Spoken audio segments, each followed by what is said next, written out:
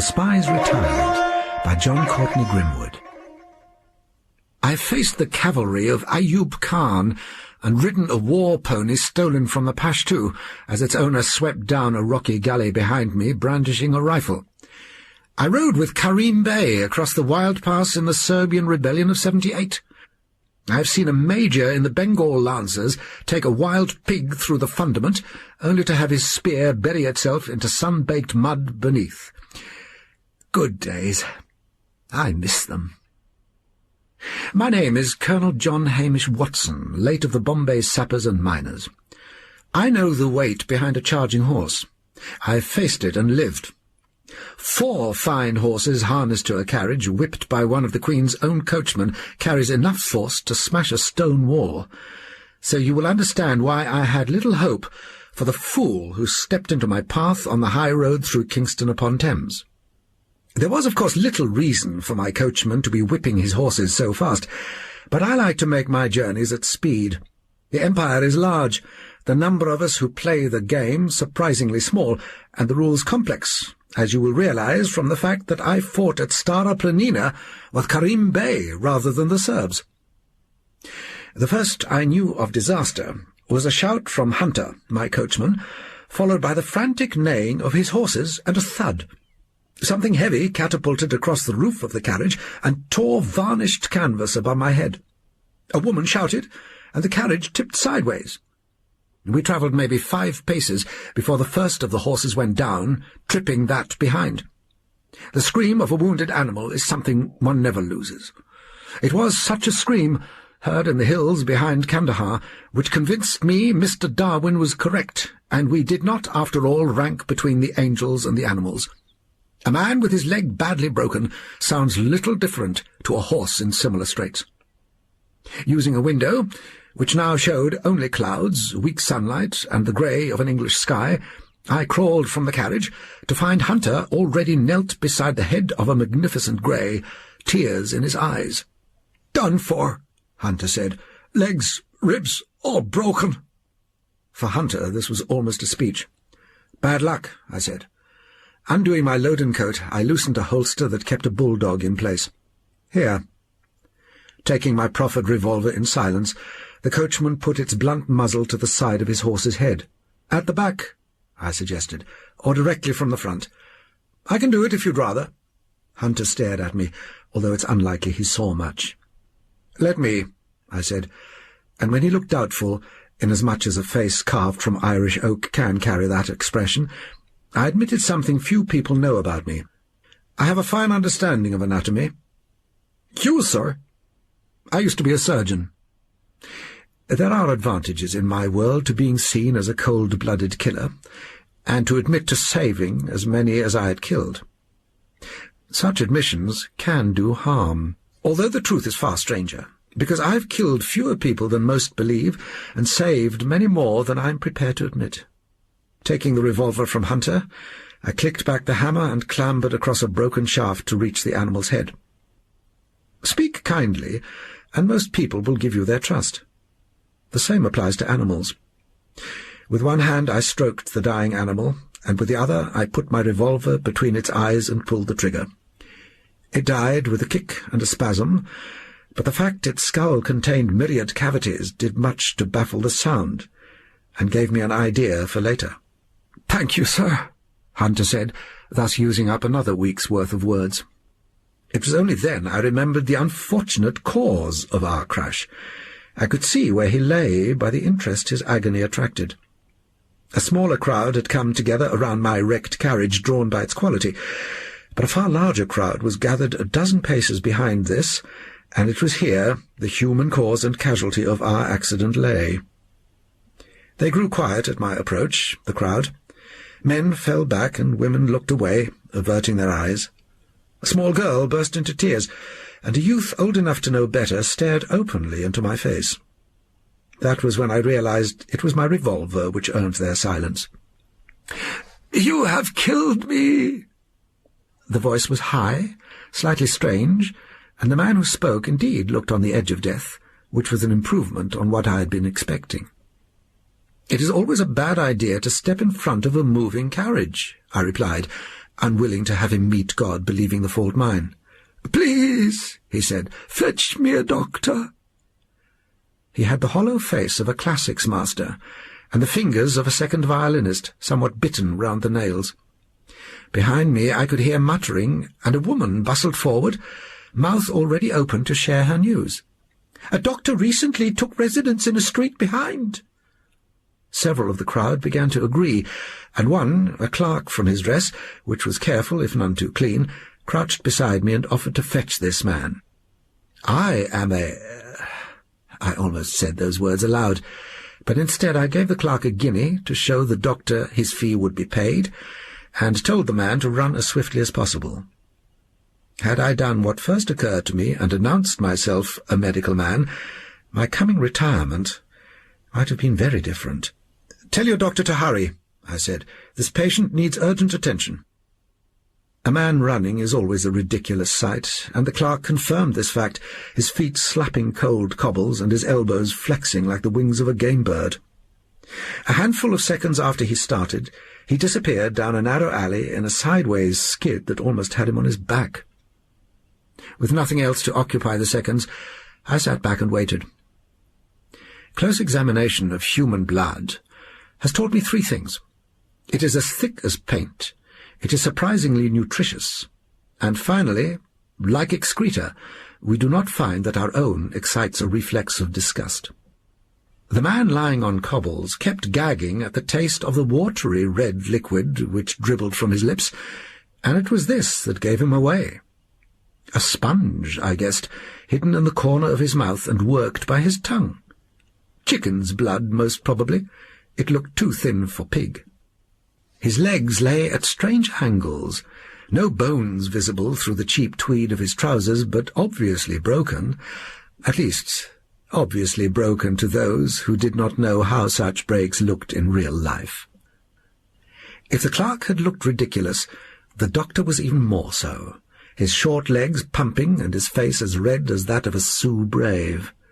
He wore a frock coat that had seen better days and once belonged to someone else, unless our man had shrunk several inches in height as he filled out around his waist. "Stand back!" he demanded. "Stand back!" Those around the injured man did as they were told. "Ah," said the doctor, seeing me stand alone, "you must be the unfortunate owner of that unhappy—" Shrewd eyes flicked from my carriage, which had him frowning, to my clothes, which seemed to put his mind at ease. "Oh, a shocking accident," he said. "Most shocking." A refrain quickly taken up by a woman in the crowd, and then by several people around her. Kneeling, the doctor touched his hand to the victim's throat in a manner that would have been entirely convincing had he been checking a body for a pulse.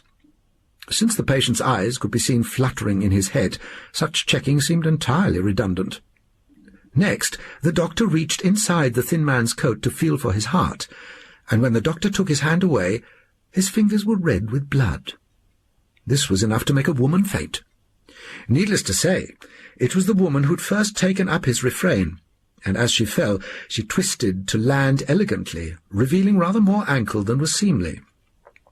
This seemed to make the doctor angry. "Oh, hysteria," he announced. "Not helpful." The fat little man eyed me grimly. "All the same, not surprising. Such a shocking accident." His smelling salts left the woman with tears running down her face. An attempt to straighten the injured man's leg produced a shriek of such pitch that it unsettled one of the horses now being cut from its harness. I knew this because Hunter swore, despite the tender sex of many of those around him, and swore almost as loudly as the man had screamed. The fat little doctor stood, shook his head, and turned towards me.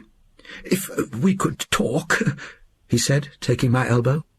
We walked together towards the bridge, while those around us fell back as if afraid of the weight of guilt they believed I carried. The sky was still grey, the river little brighter than the surface of a rusty sword.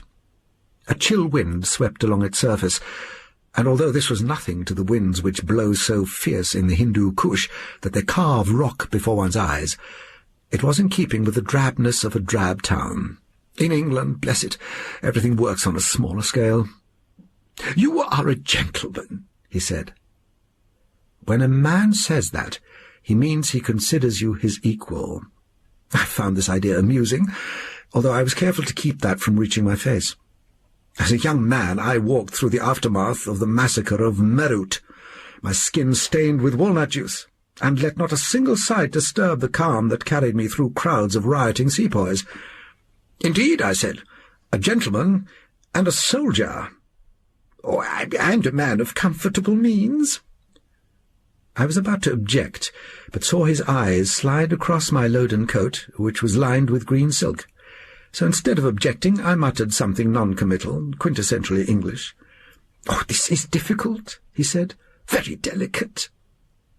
At that point, I was meant to ask why it was difficult. He waited, and I waited some more. "Very difficult," he added, as we turned back towards the press of people. "I'll be blunt. You're a gentleman, and this is a dreadful accident. It is my best opinion that this man will die. I'm sure someone has already sent for the police." This I privately doubted, since the crowd was far too busy being shocked to do anything that useful. "I can ease things," he said. "Let the patient be moved to my surgery. I will undertake to treat him." "But he will still die." "Oh, yes," said the fat little man. "Nothing I can do will stop that." He paused, with the manner of someone considering how far to risk his reputation. "I can, however, delay slightly in announcing his death. I will mention complications, the poorness of his constitution, perhaps even suggest a certain unsoundness in his mode of life. A more deserving man would have lived." "Oh, indeed." The little man nodded, delighted at my quickness of wit. "There will be costs," he said, "minor outlays. I can see the poor wretch's family on your behalf, maybe give his wife a few guineas towards a Christian burial and the keep of her children. My own fees will be modest." Raising my eyebrows, I waited. The sum he named would have bought a town in the Crimea. "Oh, all in," he added hastily, "as would include my fees, outlay for his widow, a burial. So such a tragic accident," he repeated, shaking his head. For one hideous moment I feared the man was about to begin his spiel all over again, for we were nearing the crowd, and the last thing I wanted was to waste more time on fainting women and chicken's blood sponges. "Let me examine the patient," I said. "You?" he said, sounding altogether less certain. "Put me in the path of danger, and I will swear in the ripest Hindi." The man in front of me said his single word in an accent that spoke of education and birth. At times of great stress we all revert to the accents of our childhood. It seemed he was a rogue from choice, rather than necessity. Did I not mention I was a surgeon? Opening my coat further, to reveal the gun beneath, I began to push my way through the crowd. "Look at me," I demanded of the groaning man, and he opened his eyes with a great deal of fluttering and a dying fall of sobs, all the more convincing for being slight. "Now, focus on my finger." I moved this digit and watched his eyes trail after, delayed by a single second, and inclined to roll back in his head. Mind you, good at acting or not, I could always use any man prepared to step in front of charging horses, catapult himself above a carriage, and dislocate his own leg on landing. Gripping that leg, I put my other hand to his knee and pulled, twisted, and pushed almost simultaneously. The wretch gave a hideous shriek, more from shock, I suspect, than anything else, and forgot to keep his eyes half-focused. "See?" I said. "Good as new." To make my point, I worked his knee as one might work the leg of a horse. In the crowd, someone began to clap. "Those ribs," I added. "How are they feeling?" He cast his eyes behind me to the fat man who hovered anxiously at my shoulder. Whatever passed between them, the wretch, now sprawled on the ground, sighed, his face already resigned. "Better," he said. "Let me." His ribs were fine, the sponge actually a bladder sewn into the side of his shirt and worked by pressure. Our man with the narrow face and darting eyes was so busy worrying that I might identify the object beneath my fingers that he entirely failed to notice when I lifted his wallet. "Nasty swelling," I said, pocketing that object as I wiped my fingers on the side of my own trousers. "Otherwise, just a graze." Helping the man to his feet, I held him steady as he found his balance. It was a nice touch. "Your name, sir?" The man looked at me. "Sigerson," he admitted finally. "Professor Sigerson." "Professor?" "An American university in San Francisco, a thoroughly modern institution." He managed to imbue this description with a level of approval which would have been missing had the words come from my mouth. "And your friend?" "My brother," he corrected. Had someone told me those two men were picked at random from 1,000 such, rounded up off the streets of London, I would have believed him. The idea that they shared the same blood was an altogether stranger proposition. One man was fat and small-eyed, the other tall and beak-nosed, with eyes that belonged to an Ottoman potentate. "Professor Sigerson," I said, offering my hand, "pray let me call on you to confirm your recovery." Needless to say, the address given me was as fake as the name. The house in which this man really resided was behind the new railway station. A shiny brass plate by the gate announced it as the residence of Professor Sigerson, thinker, and Dr. Sigerson, general physician. The screws holding this unlikely announcement were new, but 100 tiny scratches at the four corners spoke of other walls and hurried exits. At least, so Hunter told me when he returned, following them being the task I gave him while I found a blacksmith to repair the broken rim of our wheel. So, it was entirely my fault the two Sigersons had vanished by the time I presented myself at their door. Stripped bare, their rooms echoed to the sound of my search, even the carpets having been spirited away. A very agitated landlady, who had appeared out of breath shortly after I had Hunter break down the door, kept demanding of me what kind of fiends stole everything. "Efficient ones," I told her, although I fear she did not entirely understand my joke. The constable who had accompanied the landlady began to make notes, and, as I listened, her list of items grew longer and ever more valuable. "I'll never get them back," she wailed. "On the contrary," I said, "you can have them this very afternoon with almost no effort." It never ceases to sadden me, the things that amaze closed minds. The sun setting over the Hindu Kush, with wild dogs circling the last flames of a fire destined to die before dawn, waves deep enough to swallow St. Paul's in one watery gulp, the innocence of a Nepalese child goddess so beautiful, grown generals cry in her presence. Such things are put on this earth to stun us. To be amazed by anything less seems an insult to intelligence. As I suspected, my comment that her goods would be returned proved enough to silence the landlady, although I then had to explain to the constable that my certainty the carpets could be found at the nearest pawnbroker was more to do with common sense than any intimate, not to say inside, knowledge of the crime. "We must be off," I said. The constable looked as if he might object, but changed his mind at a glance from Hunter, who wore the badge of a Queen's messenger beneath his coat. There my day might have ended, with an interesting meeting and my giving Inspector Lestrade descriptions of the two rogues and an order that I be notified when they were found. And so it would have ended if Hunter and I had not proved woefully incapable of paying the blacksmith for his work on the wheel. "Sir?" I fumbled at my pigskin bag in my hand, and then stopped angrily. I am not a man who fumbles. In it I felt a map of the Empire painted onto silk, my cigars, which actually broke open to reveal sticks of hashish, which the dear Queen herself uses for pain, a little opium, a throwing knife, a set of prayer beads given me by Kai Spey. Everything was where it should be, except my reward for work well done, the bag of gold I'd gone to Windsor to collect. Apparently, while I was first curing our accident victim, the fat little doctor had come to take a look at my carriage. This, it appeared, was not all he took. "Sir?"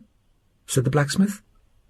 "Here," I replied, impatience winning.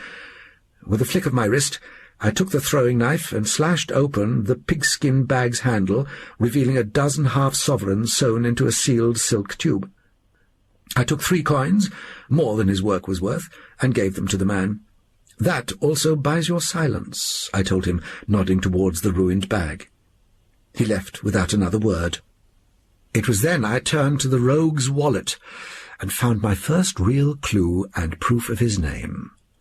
The clue came in the form of a train timetable and the name from a scrap of newspaper. Sherlock Holmes, younger brother to Mycroft and pupil of Professor James Moriarty. Almost every detail in the report was wrong. The events described took place at Saint-Jean, not Pau, in August 71, not March 72. But the scribbler was right about one thing. There had been a scandal. When I put my mind to things, I can make them happen quickly. So it proved in engineering my next meeting with the elusive Mr. Holmes. The man had money, my money. He had no need to visit the town underlined in his railway timetable, but he would visit it just the same. I'd felt his heart beneath his shirt, and it had been racing. He lived for the challenge. No man is so poor he has to jump in front of 4 galloping horses. I would have taken Hunter with me, for he is a coachman beyond the ordinary. But the moment Hunter finally realized the crash on the road through Kingston upon Thames had not been an accident, and one of his best greys had been struck down in the course of a simple confidence trick, he vowed to hunt and kill the men responsible. He did so with such barbarity that I cannot even bring myself to put his threats down upon the page. Choosing Edwards instead, I took a 2-seater Hansom drawn by a single horse and a huge cloak in which to disguise myself. I chose an open-top carriage because I was interested to see how Mr. Holmes would handle his fall with no roof on which to somersault. The city to which we travelled was barely more than a Hampshire town with pretensions to history. It was, however, well chosen. Winchester High Street is long and sloping and overlooked by a grain merchant's and a general store, both busy with yeoman farmers, plump wives, and red-faced gentlemen, the kind of people one expects to see in such a place. We wasted a morning hunting for the brass plate, newly put up on the pillar of a narrow house in St. Peter's Street, and the afternoon checking that both rogues were in the city, and then Edwards spent his evening in the kind of tavern used by coachmen and servants. I was French, apparently. He was pleased with that touch, newly arrived from Paris, and I spoke little English and greatly valued my privacy. Small wonder the brothers Holmes found us impossible to resist. They took it in turns to watch my hotel for the rest of that night, only abandoning their watch when Edwards strode from his nearby lodgings to prepare my coach. "Vite, vite!" As instructed, he conveyed me down the High Street slightly faster than was decent, and as we passed the Buttercross, with its collection of ragged urchins seated around the base, a man stepped absent-mindedly into the road in front of us and was sent flying. A woman screamed, and Edwards began to apply the brake. A farmer stepped into the road to make sure we did not try to escape, and then stepped back quickly when Edwards took his hand from the lever for a few seconds. This time round the horse was unhurt, and my carriage still whole, which meant that all of the crowd's attention could be concentrated on the fallen man. "He needs a doctor," said a woman. "Such a terrible accident. He needs—" "Madame," I said, clambering down, "I am a doctor, and as it happens I am familiar with such accidents, having seen one almost identical only last week." This time, when she fainted, it was with no elegant twist or display of ankle. She merely crumpled and hit her head upon the curb hard enough to make her nose bleed. "Mr. Holmes, allow me." Taking Sherlock's leg, I pulled, twisted, and pushed it until I felt the bones slot back into place. Someone in the crowd nodded in approval and allowed that I would make a good vet. As Edwards carried the unconscious woman to safety, I turned my attention to the man on the ground. In the few seconds it had taken me to adjust his leg, I had watched Mr. Holmes check all 4 exits from the Buttercross and realize instantly that these were closed. He'd noted Edwards carry the woman towards a waiting police van, and seen his brother appear and disappear at the sight of trouble. Not that this would be a problem. Lestrade had made a call to the Chief Constable of Hampshire, one of the few men in the county to possess a telephone. All the help I needed was available. I had no doubt that Mycroft Holmes was already in captivity. "You have 3 choices," I told his brother. Since this was too better than Sherlock had imagined, I had his full attention. "You can be arrested and hope you die in prison." "I doubt," he said, "that I should ever hope this." "How old are you?" 26, he admitted. "Hunter is 30, I told him. "He is the coachman whose horse you killed in Kingston. He comes from a family that never forgets and has little interest in forgiveness." "Ah, my other alternatives?" "Try to escape and be shot down." "By you?" I nodded. "By me? By my coachman? By that good detective standing over by the van? Does it make a difference?" He allowed that it did not. "And my last choice?" "Work for me. I need a man who can throw himself in front of carriages, think on his feet, lie when necessary, and hold up a mirror to dazzle the public. The work will be hard and dangerous. It will require levels of intelligence few men possess. You will have no official standing. In return, you will be provided with a pardon, lodgings, a housekeeper, funds, access to any delicate information you need, and an assistant." "My brother?" "I have other plans for Mycroft." "Then who?" "Me," I told him. "Your assistant will be me." "What about Hunter?" "You will be working for me. I work for the Queen. Hunter is the Queen's favourite coachman. He will growl at you, and I will take care not to introduce the 2 of you before time, but he will respect your position." "Which is what?" Few of the crowd remained to see Sherlock Holmes pull himself to his feet, glance quickly around to check the alleys were still blocked, and turn back to me. He checked from habit only, his decision already made. There are some things one can see in a man's eyes. "What am I to be called?" I shrugged. "Whatever is appropriate. Do you have something in mind?" "Consulting genius," he suggested, with no appearance of shame. I smiled, amused by his vanity. "I will put that to the Queen," I promised, "although you might have to settle for a little less."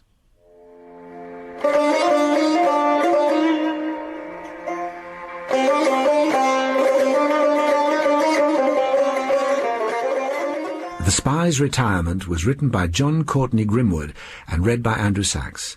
It was directed and produced by Anne Kelly.